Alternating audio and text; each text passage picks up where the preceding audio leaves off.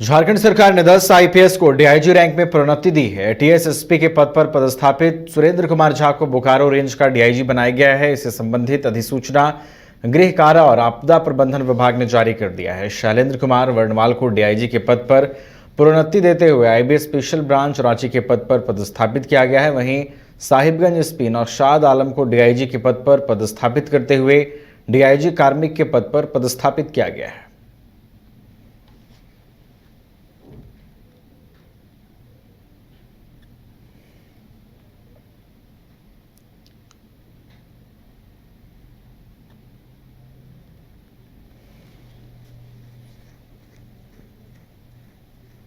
पलामू जिले के नीलांबर पीतांबरपुर सहित पूरे जिले में राम मंदिर प्राण प्रतिष्ठा पर कार्यक्रम का आयोजन होगा। पलामू के नीलांबर पीतांबरपुर प्रखंड में बैठक करके सभी पंचायतों को पूजित अक्षत कलश भेजा गया। अक्षत कलश के वितरण में जिला मंत्री दामोदर मिश्र, सह मंत्री अमित तिवारी समेत कई लोग मौजूद रहे।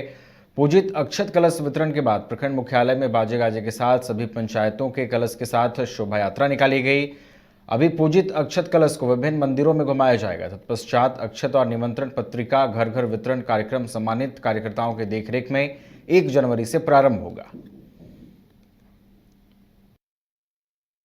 अभी लेस्लीगंज में ही नहीं, लगभग पूरे देश में हम लोग अयोध्या के पूजित अक्षत को हर सनातन धर्मावलंबी के घर तक पहुंचाने का योजना पर काम कर रहे हैं। साधु संतों ने निर्णय लिया था कि अभी पूजित अक्षत कलश को हर एक मंदिरों में घुमाया जाएगा, क्योंकि किसी भी शुभ काम को करने से पहले हम लोग देवी देवताओं को निमंत्रण देते हैं। अभी वही कार्य 31 दिसंबर तक चलेगा।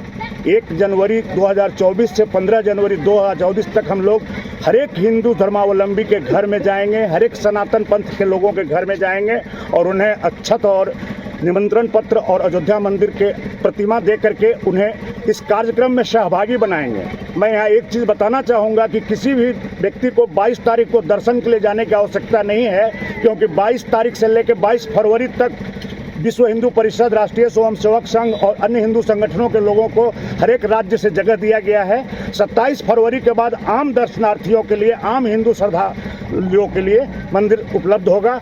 अभी लेस्लीगंज में ही नहीं, लगभग पूरे देश में हम लोग अयोध्या के पूजित अक्षत को बाद में अखिल भारतीय राष्ट्रीय कांग्रेस का 139वां स्थापना दिवस लुबी सर्कुलर रोड स्थित विवाह भवन में मनाया गया। मौके पर धनबाद जिला कांग्रेस कमेटी के अध्यक्ष संतोष सिंह, कार्यकारी अध्यक्ष रशीद अंसारी, रजा के साथ कांग्रेस कमेटी के वरिष्ठ नेतागण, सदस्य और कार्यकर्ता भी शामिल हुए। धनबाद कांग्रेस कमेटी के अध्यक्ष संतोष सिंह ने बताया कि अखिल भारतीय राष्ट्रीय कांग्रेस का स्थापना दिवस मनाया जा रहा है। इस अवसर पर जिले के तमाम कांग्रेस के सदस्य उपस्थित हुए।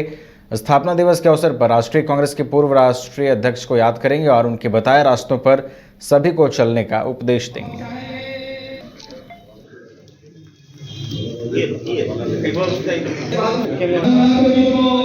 स्थापना दिवस सिर्फ धनबाद में ही नहीं, पूरे हिंदुस्तान में मनाया जा रहा है।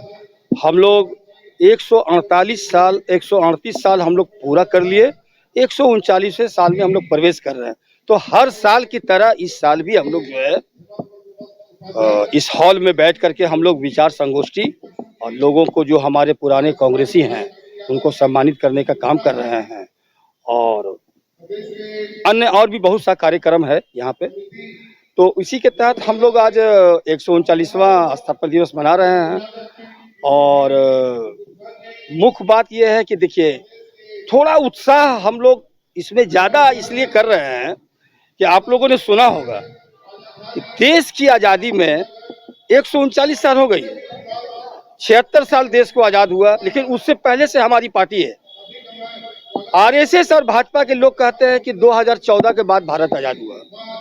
वो ये बात इसलिए बोलते हैं, भाजपा और या आरएसएस के लोग, कि आज़ादी में आरएसएस और भाजपा के कोई लोग शामिल थे ही नहीं, उनका कोई योगदान ही नहीं है। सब कुछ किया हुआ है कांग्रेस का, सब बनाया हुआ है कांग्रेस का। आज़ादी से लेके अब तक ये राज कर रहे हैं। तो इसी को हम लोगों को आईना दिखलाना है पूरे हिंदुस्तान में, और उसी के लिए ये संगोष्ठी चल रहा है, लोगों को संदेश दे रहा है। नहीं, देखिए ऐसा है ना कि पिछले साल भी आप लोग देखे होंगे, काफी संख्या में लोग आए थे, लेकिन ठंड का मौसम है तो अभी हमको लगता है, देखिए लोग अभी आ ही रहे हैं, ठीक है। पर 60 लोगों को सम्मानित करना था, सबसे बात हुई जो हमारे बुजुर्ग हैं, तो अभी आप लोग आधा घंटा रुकेंगे तो यहाँ पे हमको लगता है काफी भीड़ हो जाएगी यहाँ पे। क्या कुछ संदेश देना चाहिए? देखिए, संदेश यही देना चाहेंगे आपके चैनल के द्वारा पूरे हिंदुस्तान के वासियों को, स्थापना दिवस। बोकारो में भू माफियाओं द्वारा एक बार फिर बंधक बनाकर जमीन पर जेसीबी चलाकर फसल नष्ट करने का मामला सामने आया है। मामला सेक्टर 12 थाना क्षेत्र के कोऑपरेटिव का है। जमीन के मालिक मुरलीधर चौबे ने मामले को लेकर राज्य के मुख्यमंत्री डीसी एसपी को स्पीड पोस्ट कर पत्र भेजकर न्याय की गुहार लगाई है। उन्होंने कहा कि 1 एकड़ में मैंने अरहर की खेती की थी। अचानक 100 की संख्या में आए लोगों ने पूरे परिवार को बंधक बनाकर बेटी पर पिस्टल सटाकर जमीन को अपने कब्जे में लिया और फिर बाद में फसल नष्ट कर दिया। चौबे ने बताया कि थाने को पहले ही सूचना दी गई थी, इसके बावजूद भी पुलिस मौके पर नहीं पहुंची। घटना हुआ था कि 100 आदमी जेसीबी लेके आया लोग, आके हम लोग को बंधक बना लिया। हमारा लड़का को रिवॉल्वर से सटा दिया लोग और सटा के वो सबको हम लोग को कहा कि चुपचाप रहिए, नहीं तो आप लोग को गोली मार देंगे। इसके बाद आके मेरा रहर गाछ 1 एकड़ में लगा हुआ था, सब रहर गाछ को बाउंड्री वॉल तोड़ दिया लोग और तोड़ ताड़ के चला गया। हम 1 दिन पहले सूचना दिए थे थाना को। थाना कहा कि जो आएगा वो तो सूचना दीजिएगा। आया तो हम सूचना दिए, लेकिन थाना कई बार फ़ोन करने के बाद भी थाना नहीं आया। कहा कि अपना कागज़ लेकर आइए। हम 144 के कागज़ जाके दिए तो पर भी थाना नहीं आया। कहा कि जाइए एसडीओ के पास। कौन थे लोग? वो राहुल केजरीवाल का सब आदमी था। इसके पहले चुनमुन यादव आया था लोग, उसका हम वीडियो बना के रखे हैं। अब वो लोग भी राहुल केजरीवाल के साथ आया था लोग। इसके बाद थाना 1 दिन के बाद एक दिन कांड के 1 दिन के बाद आया। आने के बाद यहाँ पर हम लोग को बैठे थे तो कहता कि तुम लोग यहाँ बैठा हुआ है, यहाँ पर कहाँ के लिए बैठा हुआ है। हम लोग कहे कि हम लोग का घर द्वार है तो कहाँ बैठेंगे।